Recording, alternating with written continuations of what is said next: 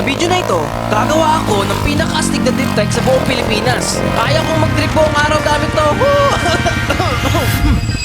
Bata pa lang ako, mahilig na ako sa mga sasakyan. Basta yung mga may kinalaman sa mga gulong at makina, lalong-lalo na yung mga nagdi-drift. Gusto kong magpagawa sa papa ko noon, kaso OFW siya at palaging wala. Sa kabila noon ay naging good provider naman siya sa amin. Dakilang amahay ka nga. Ang mama ko naman ay pinabayaan at iniwan kami. At nalaman naming sumama sa isang driver sweet lover. Nakakalungkot pero kaming dalawang magkapatid na lang ang natira. At buti na lang inalagaan kami ng aming lolo't lola. Kaya pinangako ko sa sarili ko na pag lumaki na ako ay gagawa ako ng sarili kong drift trike at magdi-drift ng Wantusawa. Sa nakaraang video, ginamit ko yung 49cc na mower sa skateboard ko. At ito na rin ang magiging makina ng drift trike. Ang kulang na lang ay ang gulong at saka bike. Ang gagamitin kong base bike dito ay BMX, katulad nitong nasa Google. Puro BMX sa size 20. Wala akong nakitang MTB at Japan bike dahil siguro matataas at malalaki. Pinuntahan ko yung seller sa marketplace at unang kita ko pa lang sa bike ay mukhang maayos at tamang-tama ang size para maging drift trike. Kay tatay ako nakikipagtawaran dahil yung kausap ko talaga ay wala at binibigay sa akin ng 1.5. Pero binigay lang sa akin tatay ng 1.4. Nakamura ako doon akala ni tatay may isahan niya ako pagdating sa tawaran. Magkano mo nakuha? 1.4. Ang mahal, dapat 250 lang. Siguro yung maayos na. Kaya pagdating ay tinesting ko na rin ito agad at sinubukang mag-tricks.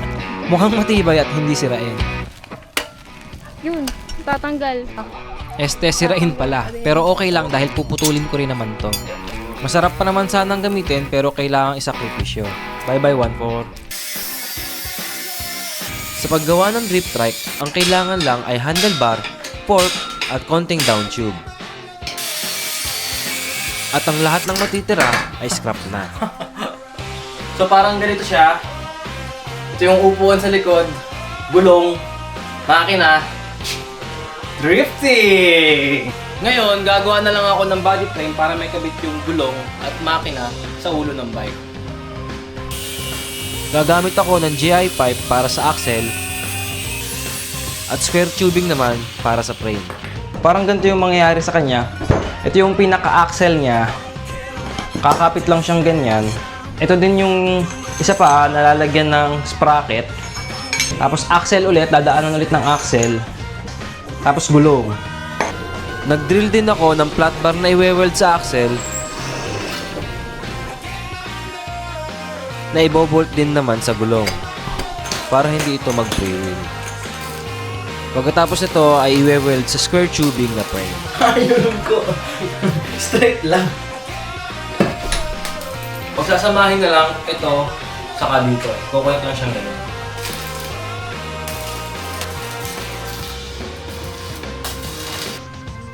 Kaya ano, pagdikit ko na yung ulo at likod ay nilabas ko na to at tinesting. Go, go. Tulak. Aray ko. Ito pa. Tulak. Mabilis. Tulak! Teka! Tulak! Didrip ako! Wait lang! Mabitaw! Ayaw. Ayaw? Ikaw kaya, try mo. Magaan ka eh. Akin na, try ko. Ready? Wait lang! Go! Go! Go!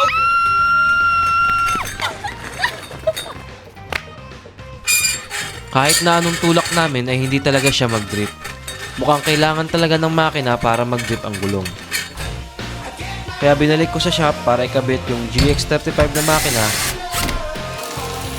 at mailagay na rin ang kadena.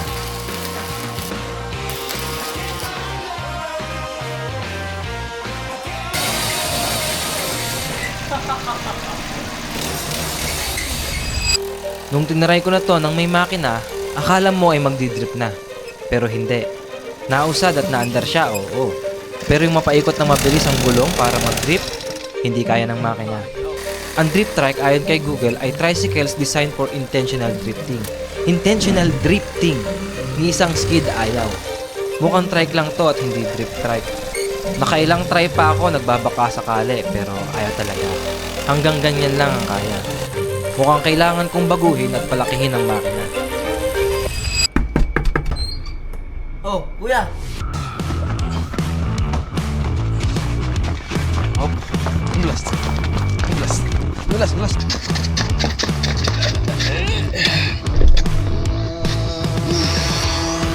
Digital pa kaya ang makina mo? Oo, tagal na yan eh. Ito ang makinang ipapalit ko. Honda Wave 125 na kargado. Kaya nitong mag-top speed ng 120 km/h nung nakakabit pa ito sa motor. Mabilis to.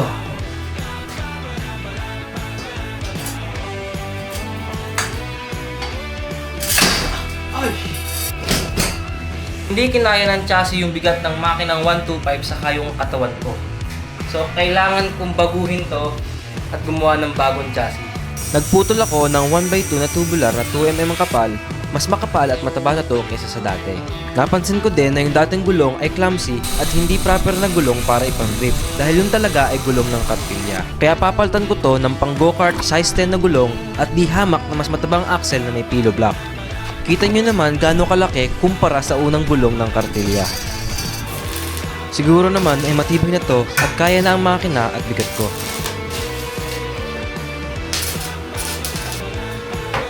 Kapag inilagay na yung axle dito, parang ganito yung magiging itsura niya. Itong pilo block ay lalagyan ng 4 na bolts, tapos andito yung makina, andun naman yung ulo ng BMX.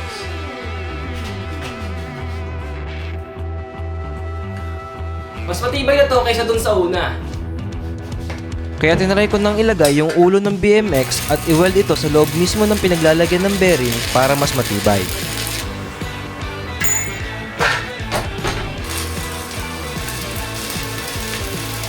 Lalagyan ko rin to ng brace sa ibabaw para siguradong hindi mababali sa pinagdudugtungan.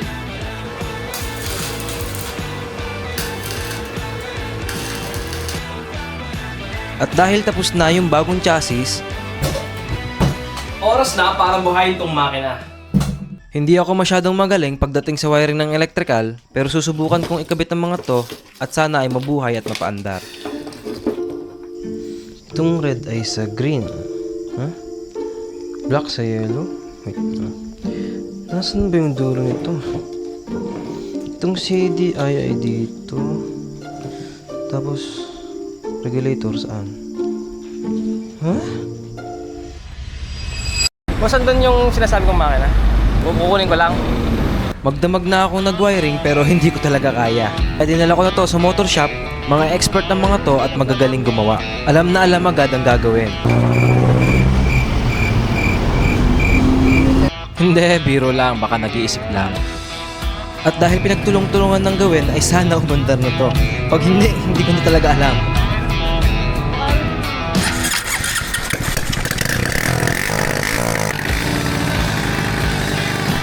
At umandar na nga, ikaw ba naman pagtulungan ng taong bayan ay hindi ka pa umandar? Tama nga ang kasabihan, malakas pagsama-sama. At kaya akin na tong inuwi at ilalagay ko to sa bagong chassis.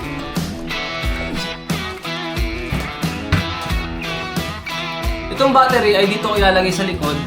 Siguro gagawa ko na lang siya ng lagayan. Itong mga wiring, nakaganto siya.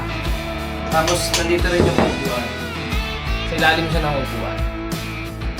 Pag natapos ka, pangalan kitang Eduardo.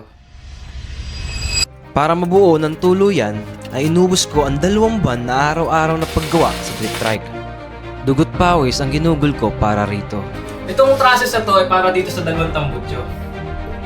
Para masigurado kong matibay at maayos na aandar at hindi na ulit mababali yung frame. Bagong gupit ako, simulan ko to pero tingnan nyo naman yung buhok ko ngayon. Sa pagbuo nitong drip trike ay akala ko madali lang. Hindi pala. Sobrang hirap pala nito. Ang daming trial at error.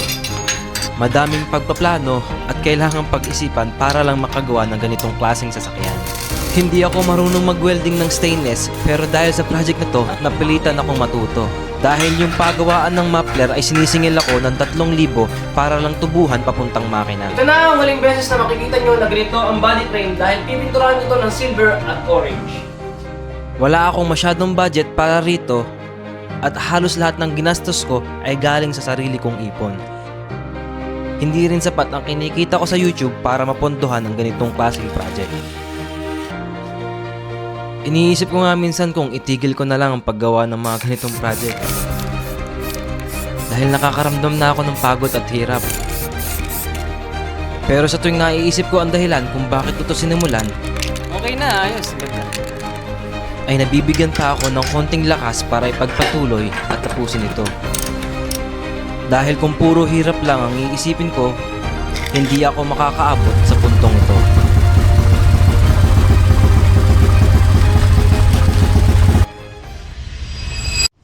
Tingnan nyo ang ginawa ko. Tapos ko na rin yung drip trike. Ngayon na lang ako nakapunta sa himlayan nyo. Ayoko kasing napunta dito, naiiyak lang ako. Tay, ang hirap dito. Nung nawala ka, ang dami nang nangyari hindi maganda. Ang daming problema. Hindi ko alam kung paano pa magpapatuloy pa. Siguro sa dami ng problema, naging matatag na lang ako. Naririnig mo ba yun, Sweet Caroline, yung kantang pinapatugtog mo sa akin ng bata pa ako? Tay, tingnan nyo yung makina ng motor nyo. Nagamit nyo pang hatid sundo sa akin ng elementary pa ako. Ipinangalan ko sa inyo yung project ko na yan. Sana buhay ka pa para makita mo kung gaano katuloy at astig ng drip trike. Alam ko kung nasan ka man ngayon, ay proud na proud ka sa akin at salamat din sa pagpapalaki mo sa akin. Kung hindi dahil sa'yo, hindi ako magiging ganito. Ito na lang sigurong makina, magiging alaala ko na galing sa'yo. Iingatan ko pa to at paaabutin hanggang sa mga anak ko. Mas gagalingan ko pa at tatatagan sa buhay. Akala ko wala ka na, andito ka pa pala. Kailangan lang kitang buhayin at alalahanin.